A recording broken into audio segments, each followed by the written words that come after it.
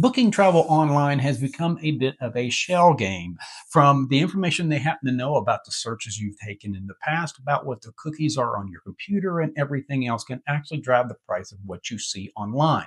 In this video, I'm going to talk about cruises and how to empower yourself with information and find the lowest possible price for a cruise and the other considerations that you want to consider when you are booking a vacation on a cruise, how to get there, spending the night before, and all those other costs that you might want to consider and get the total price and the best price that you can get.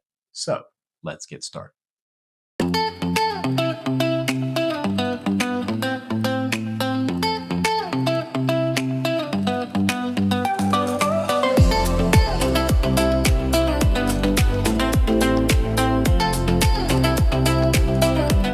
Step one, start with the port, not the cruise. First step in getting a great price on a cruise is figuring out which departure port is the least expensive for you to go to. For example, Miami often has some of the cheapest cruise prices you'll find, but if you live far away, flights to Miami can significantly increase the overall cost.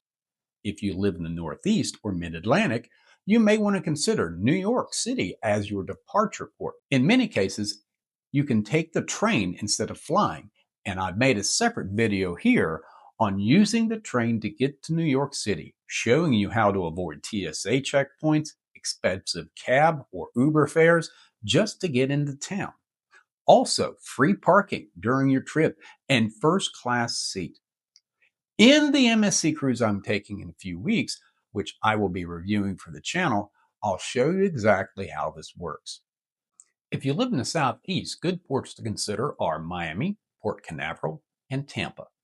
Typically, those ports run from least expensive, Miami, to the most expensive, Tampa, in that order, though timing can demand and change that. Another often overlooked option is the East Coast, Charleston, South Carolina, where you're within driving distance. This can sometimes allow you to skip flying altogether and the possibility of an overnight stay, although I highly recommend arriving the day before any cruise. Important note, arriving the day before. No matter where you're cruising from, I strongly recommend arriving at least one day early. Flights get delayed, trains get delayed, weather happens. Trying to save money by arriving the same day you sail can result in missing your embarkation entirely. That overnight stay should always be factored into your total cost of your cruise. Step two, flights and cruise lines and booking on your own. When booking flights, one option is to book them through the cruise line. The advantage is protection. There's a delay or cancellation, the cruise line will ensure you get on the ship, even if they have to fly you to the next port of call. Downside is flights booked through the cruise lines are often more expensive than booking them yourself.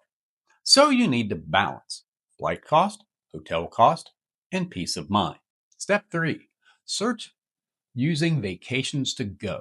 Once you're ready to start looking at cruises, I recommend the website Vacations2Go. This is a web page that looks at all cruise lines and finds the cheapest online price for the cruise amongst cruises worldwide and multiple cruise lines.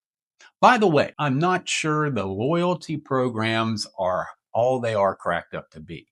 Flexibility using any cruise line can save you money as well. Though cruise lines have different tiers of service, some appeal to families, partygoers, cruisers over 50 like myself, so there's that to consider as well.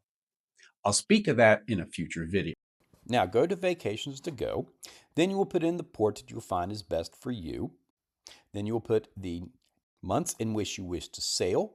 Then the number of nights you wish the cruise to be. Now here's a list of cruises that you will have, and you can sort them based on balcony, interior room, whatever meets your expectations and budget. Then sort them based on price, and you can see here there's a 7-day cruise for 2 people for a little over $700. Now, you can certainly book it through Vacations2Go. However, here's my trick. I actually take a note of the ship that it meets that itinerary, and then I go to that cruise line's website and I check there as well. Sometimes it's a few dollars less, but the advantage of booking through the cruise line itself is you can book specialty dining, drink packages much more easier All those add ons can be done through their app. MSC, for example, and a few other cruise lines, if you want to add anything after you have booked, you have to get a hold of either Vacations to Go or the other online travel agency that you contacted. So it makes things a little easier. So not only are you getting the great price, you're also getting the benefit of booking through the cruise line and having a one stop source for all your cruise add ons and needs. So you may be asking yourself, why don't I just go straight to the cruise line's website? Here's the thing, eventually you probably will find that cruise, but it's going to be a lot harder to find it without the ship, the embarkation port, and the date that you're leaving. With that information, looking at the cruise line's website, you will definitely get the best price for that specific cruise. I have also had luck taking that information and going to an online cruise line, typing that information in, and getting even online. Why you're going through all this trouble is because the cookies and algorithms, if they know you have been looking for a cruise, they are going to start suggesting higher cruise fares for you on your computer. Yes, and airlines do this as well. If they know you're going somewhere, believe it or not, they can actually give you a higher fare. This does happen. Travel agents have told me about this, and I've had professionals in the field tell you this. Vacations to Go, using it in this method will cut right through that, and you'll find those great deals on the cruise, and you won't overpay for it. Step 5 to consider, cabin upgrades and bid programs. There's something many people don't realize. You can book a lower price cabin, such as an interior room, and the cruise line will sometimes allow you to bid on unsold upgraded cabins, including ocean view, balcony rooms. My next MSC cruise, they are asking me to bid on rooms that have balconies with a jacuzzi tub on the balcony. These are cabins that haven't been sold, and the cruise line is giving you an opportunity to submit a bid for an upgrade at a reduced cost. This is not guaranteed, but if your bid is accepted, it can be an excellent way to end up with a nicer cabin for less money. When booking a cruise, one thing you absolutely want to consider is the location of your cabin. Some cruise lines charge a small fee to pick your own cabin, while others do not. In my opinion, it is well worth paying to choose your own cabin, and the price is usually nominal. Ideally, you want to pick the cabin in the center of the ship, regardless of cabin type.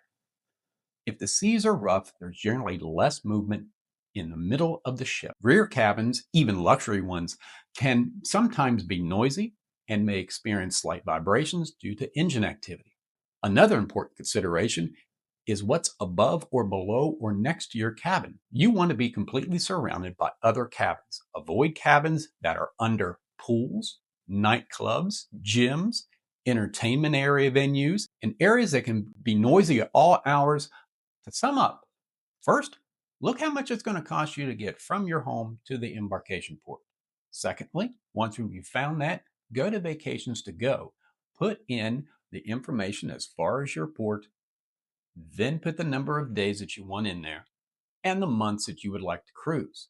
Once you've found that information, find the cabin type that you like, organize it from least expensive to most expensive, then find that cruise, note the ship's name, go to the cruise line's website, search that ship's departures, check that price, and you can book from there.